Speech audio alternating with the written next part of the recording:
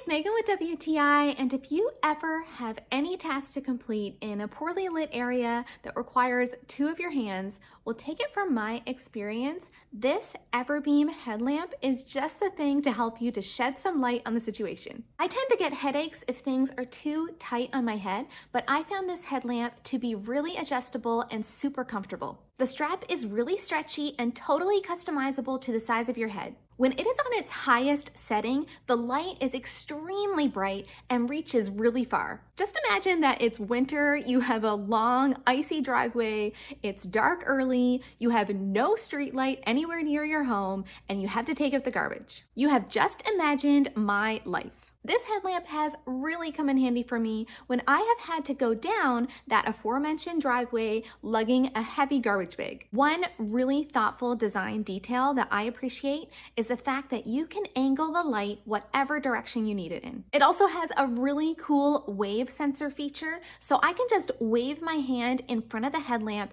to turn it on or off. My husband will also find this headlamp really useful anytime he has to go down to our dark basement to work on our water compressor or anything else. I can foresee so many great uses for this headlamp, from cleaning out my closet to my cupboards, really any time that I need hands-free light. And that's my point of view.